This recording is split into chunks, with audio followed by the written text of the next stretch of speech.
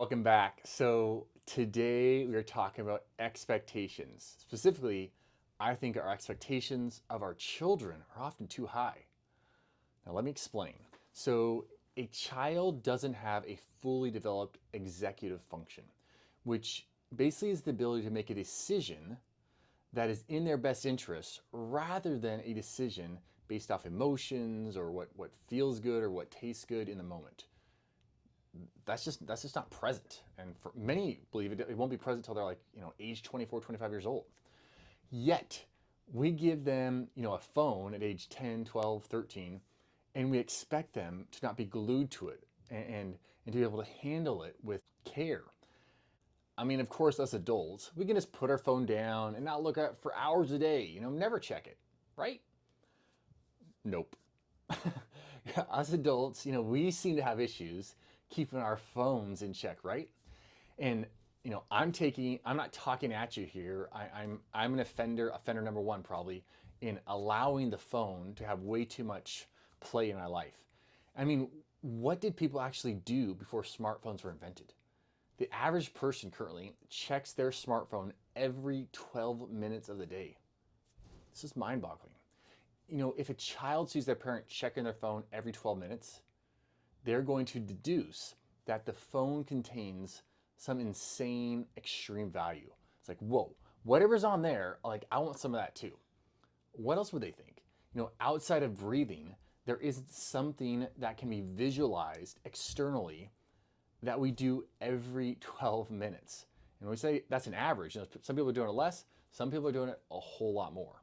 So if those of us who have been around, say, an extra 20 years than our kiddos have been around, or 30 years, who have more, intact executive function, are not able to keep our hands off our smartphone, swiping, swiping, swiping, swiping, why would we be holding our children who do not have the intact executive function to a higher standard? And why would we expect them to be able to control themselves when it comes to these devices? I think this is a question we all need to ponder and consider. Uh, or consider this when it comes to food. What our children eat on a regular basis. In the home, there's these highly palatable, made for addiction foods sitting in the cupboard, in the fridge, but we're asking our child to make their own lunch loaded with whole foods. And then we say, what? Lily, Lucy, Liberty, why didn't you make a healthy meal for yourself? The child isn't going out and buying the food. They're not stacking the fridge or the pantry, not keeping it full. How would they know unless they've been trained to differentiate between foods that are meant for daily consumption, like say your fruits, your vegetables, your meats, your beans, that kind of stuff, compared to foods that are for that, rare occasion, that treat, that celebration? We make, I suggest, our life really difficult as parents via our own means by not training our children how to prepare a whole food meal. This isn't just a once-off situation. It's going to take many times over coming back to the drawing board, demonstrating what foods support life and vitality and vigor, and what foods are meant for that special occasion, the birthday, the Christmas, the Thanksgiving, the New Year's, these kind of things. So I coach my daughter's basketball team. If I was to say to these girls, first time here, a lot of them are fresh players, go make a right-handed layup, go make a left-handed layup, and I don't demonstrate to them how to do that, and we don't go through the mechanics of how that's done, what would be our expectation? My expectation would be that they're not gonna have any idea what's going on. They're gonna be very unproficient at it, and they're gonna leave practice thinking, what was that about? Preparing a Whole Foods meal has so much greater life value than becoming proficient at a layup in basketball. And I understand that cultural norms would rather have us taking Gatorade to practice with our Nature Valley bar and then stopping at McDonald's after practice because we didn't have time to prepare food. But recognize cultural norms. The cultural norm is diabetes, It's obesity, it's hormone dysregulation, it's PCOS, it's slap birth control on it to make it better, ibuprofen for the pain, Tylenol for the headache. It's depression, it's anxiety, it's migraines, it's constant distraction. That is norm. So if your child is used to eating highly processed grab and go foods, the challenge is going to be real. It's going to be challenging getting them on the track of whole real foods. However, like the layup analogy, so many girls, they want to jump off their right foot when they're shooting a right-handed layup. But that's not the most efficient way to get the ball up to the basket. So we have to break down how to do a layup properly and how to jump off your left foot for a right-handed layup as opposed to your right foot. And those, we got to make it very, very simple. No dribbling first, we got to go through all these things of teaching them how to do that. And then, amazingly enough, they might start actually jumping off their left foot and putting the ball up with their right hand. But it's going to take practice, and they're going to get it wrong a bunch of times. We can do the same thing with food. What are some real foods your kids will eat without, much pushback at all? Make those a part of your regular routine.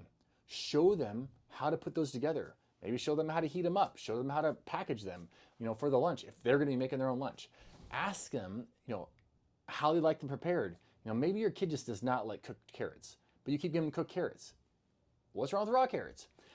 So, and while you're at it, stop bringing chips and crackers and candy and goldfish and pizza pockets and deep dish pizzas and cereal and ice cream and Pop-Tarts into the house. And then saying, kids, nope, nope, nope, can't have that. Nope, nope, nope, nope, nope, nope, can't have that.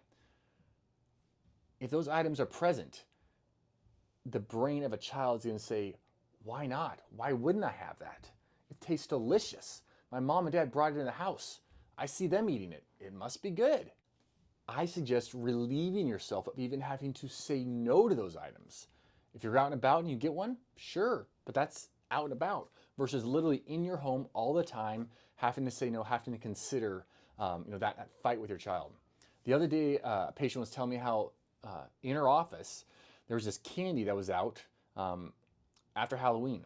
And she found herself, walking by, grabbing the candy, going to the bathroom, grab some candy, going and talking to coworker, grab some candy. She said she didn't really like the candy, but because it was just present, it was there, she was grabbing it and she was eating it. So she just took the candy jar after about a week and just put it under the counter so she wouldn't see it every time she walked by. Amazing enough, immediately she stopped eating the candy. There is literally out of sight, out of mind is a huge deal. A couple years ago, we got into the habit of having Lara bars at our house, and our kids were having them almost daily. And I came to the point where it's like, I don't want to tell my kids that we're not having a Lara bar anymore. I don't want to just keep going through this because they know they're there.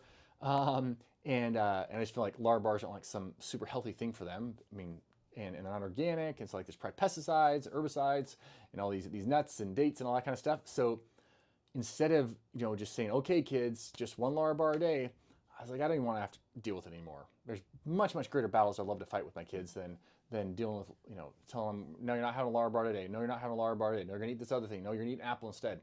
So we just stopped buying Lara bars. Lo and behold, when there's no Lara bars in the cupboard, in the pantry, our children never ask for Lara bars anymore. So my thing is, make it easy for yourself. Why make it hard when you can make it easy? Over and over, I see parents, stressed out and sick because of the state of their child.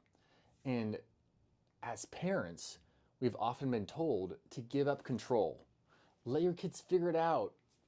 Interestingly, the only place we're told this give up control is in real life, is in the home. This is not how the public school works. This is not how sports work. You can't just the coach isn't like, oh, yeah, Tommy, just do whatever you want. You figure it out yourself. That's not how it works. We spend hours a week taking our kids to practices, getting lessons for music, sports, dance, gymnastics. What if we even took 10% of that time and trained our kids how to manage real food, how to manage their time, how to manage life without the dopamine overdoses of smartphones and media and iPads and video games and Netflix and Disney Plus and all the other ones that are out there. What if? A thriving child is literally a health boon for parents. If you feel like, man, I'm starving as a parent, I'm just not making my health, and you're having, children that are not performing as you're hoping they would perform, potentially the way to get yourself healthy is to put more energy into what you're doing to enable your child, training your child to manifest optimally in life. I think the question we can ask ourselves, before scolding our child about their media or their food choices, is did I teach my child how to master food, how to master media? Am I modeling it for them? Does it look like I'm mastering food? I'm mastering media. Maybe we need to do this together. So when I model for them, the training becomes so much easier. It's really challenging. We have this kind of dead iPhone that has like lots of pictures of our family, videos, of the kids throughout all the years. And often my kids will be on it, looking at old pictures and stuff. And I'm like, hey, no, what are you kids doing? Looking at it? We got to do something else. We can't be looking at a phone. No, let's go run around.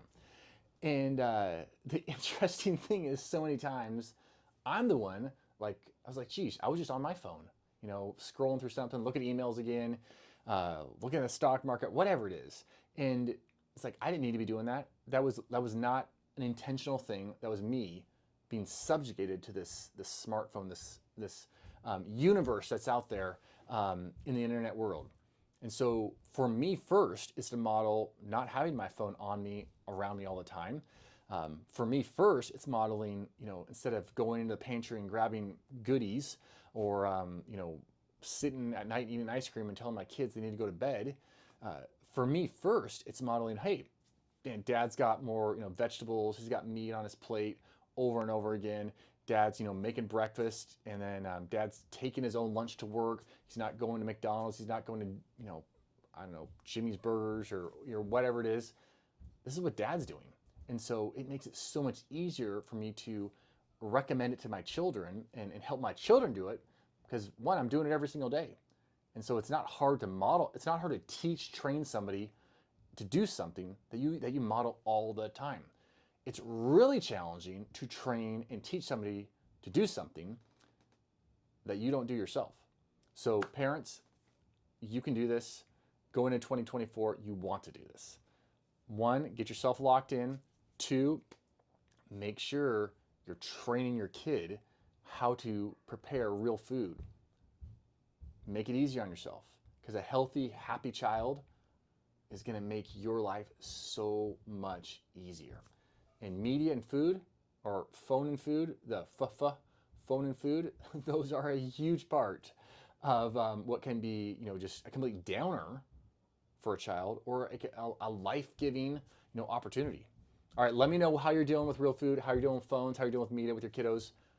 I'm always ready to learn. Dr. Matt, talk to you guys and gals later.